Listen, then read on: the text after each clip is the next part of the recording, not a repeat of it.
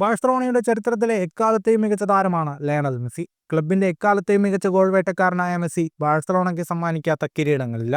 ചെറുപ്പത്തിൽ ബാഴ്സയിലെത്തിയ മെസ്സി 2021 മനസ്സില്ലാ മനസ്സോടെ കണ്ണീരണിഞ്ഞാണ് ബാഴ്സലോണ വിട്ടത്. 3 വർഷത്തെ ഇടവേളയ്ക്ക് ശേഷം മെസ്സി ബാഴ്സലോണയിലേക്ക് തിരിച്ചെത്തുകയാണ്. കളിക്കാരനായല്ല, ബാഴ്സലോണയുടെ അതിഥിയായാണ് മെസ്സി ബാഴ്സയിലെത്തുക.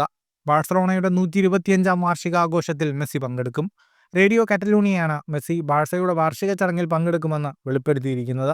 നവംബർ 29-ന് ഗ്രാൻഡ് തിയേറ്റർ ഡാ ലിസയുവിലാണ് വാർഷിക ചടങ്ങുകൾ നടക്കുക. മെസ്സിക്കൊപ്പം സാവിയെയും ഇനിയസ്റ്റയെയും ചടങ്ങിലേക്ക് ക്ഷണിച്ചിട്ടുണ്ട്. എങ്കിലും മെസ്സിയുടെ സാന്നിധ്യം തന്നെയാവും ചടങ്ങിന്റെ മുഖ്യ ആകർഷണം.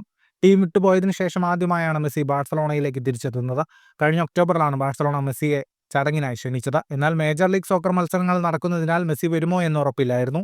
ഇന്റർ മയാമി MLS പ്ലേ ഓഫിൽ പുറത്തായതോടെ മെസ്സിയുടെ മത്സരങ്ങൾ പൂർത്തിയായി. ഇതോടെയാണ് മെസ്സി ബാഴ്സലോണയുടെ വാർഷികാഘോഷ ചടങ്ങിൽ പങ്കെടുക്കുമെന്ന് ഉറപ്പായത്. പെറുവിനെതിരായ ലോകകപ്പ് യോഗ്യതാ റൗണ്ട് മത്സരത്തോടെ 2024 മെസ്സിയുടെ മത്സരങ്ങളെല്ലാം പൂർത്തിയായി.